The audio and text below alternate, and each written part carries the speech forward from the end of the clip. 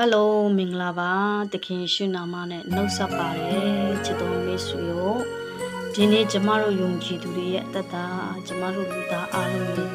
အားနည်းချက်ကပါလဲဆိုတော့စိုးရင်တတ်တယ်ဖြစ်သေးတဲ့အရာတွေကိုတွေးပူတတ်တယ်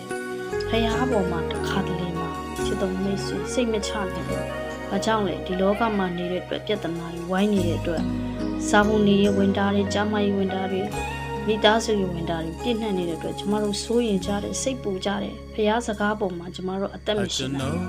ပေမဲ့ချစ်တော်မိတ်ဆွေဒီနေ့ကျမ်းစာတစ်ပိုက်ကတော့လုကာခရစ်ဝင်ကျမ်းထဲမှာကျမတို့ကိုဗာပြောထားလို့ဒင်တို့ဒီအစိုးဖြစ်လျက်ပင်ကိုသားသမီးတို့အားကောင်းသောအရာကိုပေးတတ်သည်ပေးတတ်လေထိုမြတ်မကကောင်းကင်ဘုံ၌ရှိသောတင်တို့အဖသည်ဆုတောင်းတော်သူအားတန်ရှင်သောဝိညာဉ်တော်ကိုတာ၍ပေးတော်မူသည်ဟုတ်လို့ဆိုပြီးတော့မှဒီမှာနှုတ်ကပတ်တော်ကအပြည့်ပေးထားတာဖြစ်တယ်ချစ်တော်မိတ်ဆွေဒီလောကမှာနေတဲ့အတွက်ဆိုရင်ပူပန်ခြင်းတွေမြောက်များစွာဟာကျမတို့ကိုဝိုင်းရံနေမှာဖြစ်တယ်ကျမအပါဝင်ဒါပေမဲ့ဒီနေ့ဖះစကားကတော့လောကရဲ့စကားနဲ့ဆန့်ကျင်ဘက်ဖြစ်တယ်လောကရဲ့ပူဆွေးခြင်းတွေတိုက်ခိုက်ခြင်းတွေဝမ်းနည်းခြင်းတွေမတိမချင်းကြုံရမယ်လို့လောကမှာတော့ဒီအရာတွေရှိပေမဲ့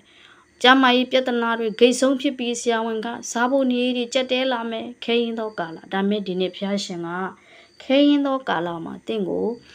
မျက်နာမပြတ်စေဘဲနဲ့ကျွေးမွေးထောက်ပံ့ပေးမဲ့ဖះဖြစ်တယ်မဆပေးမဲ့ဖះဖြစ်တယ်ဖះရဲ့လမ်းပြခြင်းတွေနဲ့ပို့ဆောင်ပေးမှာဖြစ်တယ်ဖះရဲ့ဂတိတော်နဲ့တင့်ကိုဆွဲထူမှာဖြစ်ပါတယ်မစိုးရင်နဲ့ငါသားမကြောက်နဲ့ငါသားစိတ်မပြတ်နဲ့ငါသားလို့ဒီနေ့ဖះရှင်ကမိတ်ဆွေနဲ့ကျွန်ုပ်ကိုပြောနေတာဖြစ်တယ်ဒါကြောင့်ချစ်တော်မိတ်ဆွေဖះကိုအားကိုးရအောင်ဖះကိုစိတ်ချရအောင်ဖះမှလွယ်၍ကျမတို့ကိုမဆနိုင်တော့သူမရှိဘူးဒီလောကကြီးဟာခဏတာတည်မှာဖြစ်ပါတယ်ဒီလောကကြီးကဆွရုပ်တဲ့လောကကြီးဖြစ်တယ်ဒီလောကကြီးကပြဿနာတွေဝိုင်းရံနေတဲ့လောကကြီးဖြစ်တယ်ဒီလောကကြီးကခက်ခဲတွေဝိုင်းရံနေတဲ့လောကကြီးဖြစ်တယ်ဒီလောကကြီးကစိုးရင်မှုတွေပူပန်မှုတွေနဲ့ဝိုင်းရံနေတယ်ဒါပေမဲ့ဖះရဲ့မျက်မှောက်တဲ့အထဲမှာတော့ညီတက်ချင်းနဲ့ပြည့်လေအသင်ကိုစောင့်ကြိုနေတာဖြစ်တယ်ဖះကသူ့စကားကိုယုံကြည်တဲ့သူကိုသူဘယ်တော့မှမစွန့်ပစ်တဲ့ဖះဖြစ်တယ်ဂတိတည်တဲ့ဖះဖြစ်တယ်တာဝန်ယူပေးမဲ့ဖះဖြစ်တယ်ဒါကြောင့်ကျမတို့ရဲ့အခက်အခဲတွေဝမ်းနည်းခြင်းဒုက္ခတွေဝင်တာတွေအလုံးစုံတို့ရဲ့အထဲမှာတာဝန်ယူပေးမဲ့ဖះလက်ထဲမှာအားရအောင်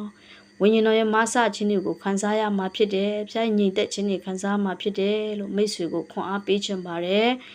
မိတ်ဆွေကိုဘုရားသခင်တာ၍ကောင်းချီးပေးပါစေလို့ဆုတောင်းပေးပါတယ်ချစ်တော်မိတ်ဆွေ